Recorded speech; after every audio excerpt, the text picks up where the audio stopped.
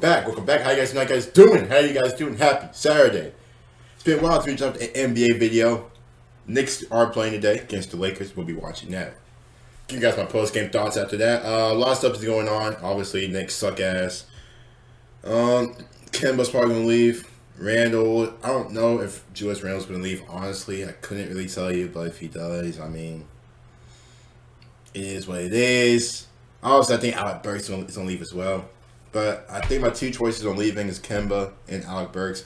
Just for Kemba, just hasn't really worked out as what a lot of people thought it would have, but at the end of the day, it just hasn't. But anyway, we have how good was Oscar Robertson. Really? Shout out to that man Johnny Arnett with the video, again, dropping bangers. We finna check out the Big O. Missed a triple-double before Westbrook, before the Magics, before the Jokic's and all that.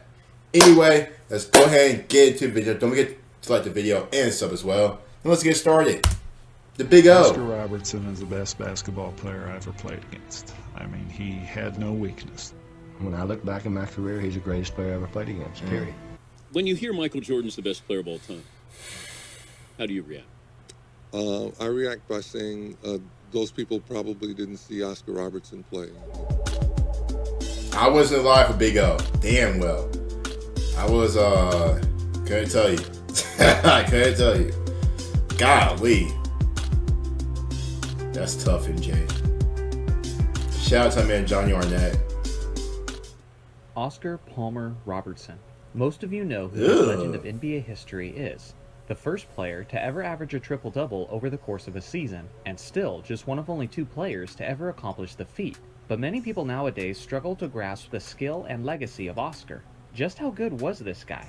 Was he just a selfish stat patter? Was he just a pretty good player who took advantage of a less advanced era? He also doesn't have many recognizably iconic highlights. All of these questions and unknowns make it difficult for many NBA fans to put his talent in perspective and figure out where he ranks among the greatest players of all time. That's where this video comes in, as we're diving into the career and evaluating the legacy of the man known as the Big O. Oscar Robertson was selected with the first overall pick in the 1960 NBA draft by the Cincinnati Royals. As a 22-year-old, Oscar was entering the NBA as one of the most pro-league ready rookies the game has ever seen. He was a 6'5" point guard with a strong build, and he knew how to use it.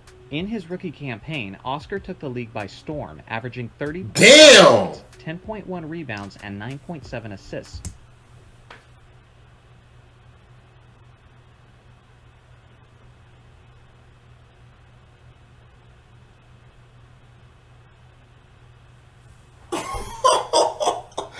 .30.5 points per game, 10 rebounds, and almost, came in almost averaging a triple-double.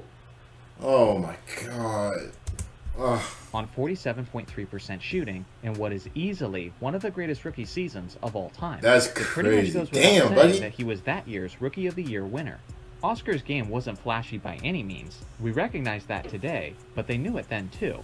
There were certainly more exciting styles among his peers at the point guard position, but Oscar preferred a more patient and methodical approach, which doesn't translate to the most awe-inspiring highlights 60 years later. Okay, but it was effective, little Euro and that's step. what mattered.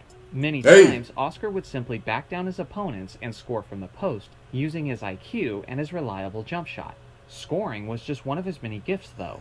Another area he dominated was on the boards, as he used his anticipation and low center of gravity to secure his high rebounding numbers. My man doing splits midair. Rebounding is a skill of his that I don't think he gets enough credit for, and there's several reasons for this. For one, in recent videos on this channel, we've talked about how rebounding numbers were inflated in the 1960s. The pace of play was faster at the time, which meant more shot attempts, and more shot attempts equals more rebounds. Not only that, but the league as a whole didn't shoot as efficiently back then, which means even more. It's always been crazy to me how people back then used to wear like Converse and Vans, stuff like that. Because if you look at Bill Russell and what, that look at that. What are them, Chuck Taylors, Vans, Converse? Like, listen, I don't know how. I know that was the NBA shoe back then. I understand that. And then, obviously the Jordans and LeBrons. But, like, for a minute, Converse dominated the game in the NBA. Like, shoe-wise, it dominated the game. It's just now, you don't ever see that now. Like, Converse now, Vans, whatever. Them always look like Vans. I ain't gonna cap. Them have look like some Vans. Which meant more shot attempts, and more shot attempts equals more rebounds. Not only that, but the league as a whole didn't shoot as efficiently back then, which means even more rebounds. That's why there were usually a handful of players averaging near 20 rebounds per game in that era. With that being said, you'd still be wrong to simply disregard Oscar's elite rebounding abilities, because although it was normal for players to get incredibly high rebounding numbers in that era, it wasn't normal for players like Oscar. In each of his first 5 seasons in the league, Oscar finished in the top 20 of rebounds per game leaders, ranking as high as 9th place overall. In each of those 5 seasons, Oscar was the only guard to finish in the top 20 in rebounds. Jeez. With the game played more around the interior in those days, the rebounding department was dominated almost exclusively by all the big centers and forwards, but Oscar was the anomaly. And of course, we can't leave out his playmaking abilities, as he had great court vision, was a fantastic passer, and was constantly among the league leaders in assists. By only his sophomore season, Oscar was ready to have the year that would make him famous for decades to come, as he put up triple-double averages of 30.8 points, 12.5 rebounds, and 11.4 assists on 47.8% shooting, leading the Royals to their first winning season in 8 years. This iconic achievement made him a legend, as he was the only person to ever achieve the feat up until Russell Westbrook did it in 2017. 30, 10, and but 10. The craziest part is his triple-double achievement is actually so much better than people realize. Technically, 1962 was the only single season of his career where he averaged a triple-double, but he came very close to doing it several times. Some years, his assists would be well over 10, but the rebounds would be well below 10. And some years, the assists would be below 10, and the rebounds would be well over 10. Over the course of his first 5 seasons of his career, he averaged 30.3 points, 10.6 assists, and 10.4 That's rebounds ridiculous. on 48.6%. I don't care about, like, you can say, oh, you know, he didn't really play like plumbers and, you know, doctors. You play what's in front of you. I mean, they are in the NBA, so obviously they are, you know, they're good. They're not sorry. Yeah, he's going against the Bill Russells, the Wilt, stuff like that, but still, that's still impressive. That's still impressive. Shooting. That is ridiculous. That's So although ridiculous. he's famous for averaging a triple-double for a season, in reality, he averaged a triple-double for 5 seasons. Despite his constant incredible play, when it came to the playoffs, the Royals were constantly being eliminated at the hands of the far more talented Boston Celtics and Philadelphia 76ers. That's tough. This ongoing theme of putting up monstrous numbers just to lose in the playoffs started to build some negative narratives about Oscar as a player, whether they were deserved or not.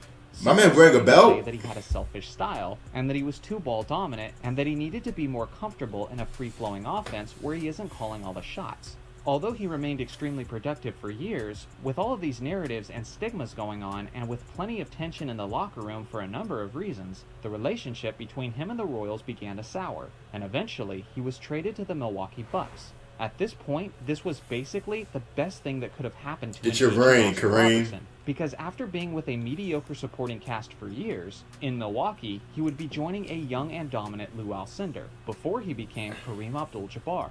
The combination of the 23-year-old Lou Alcindor in the interior and the 32-year-old Oscar orchestrating from the perimeter was a tandem that was ready to dominate the basketball world, and that's exactly what they did.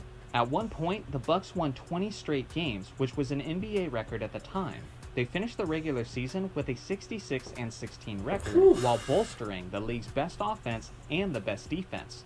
Although Oscar's numbers had significantly dipped now that he was sharing the floor with Alcindor, it was a sacrifice he was more than happy to make in order to win, and they kept doing that into the postseason. They crushed the Warriors in 5 games, crushed the Lakers in 5 games, and then swept the Baltimore Bullets in the NBA Finals, with Oscar putting up 23, 9, and 5 on 52% shooting. He had finally won that elusive championship, cementing his already impressive NBA legacy.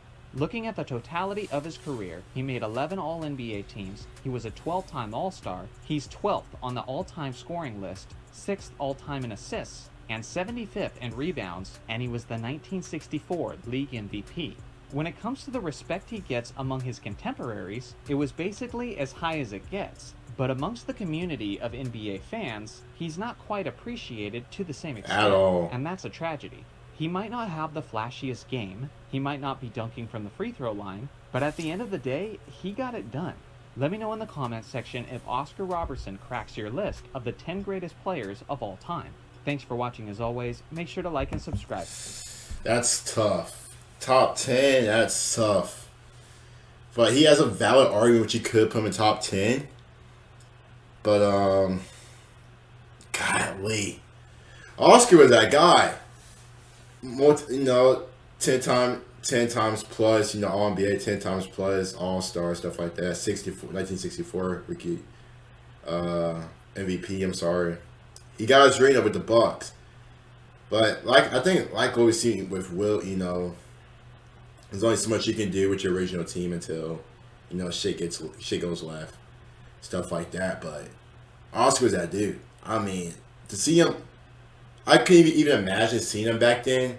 Just dropping 30, 10 attempts every night. You know what I mean? But anyway, my foot itches. You guys don't forget to like the video and subscribe if you're new to the channel. And we will see you guys later.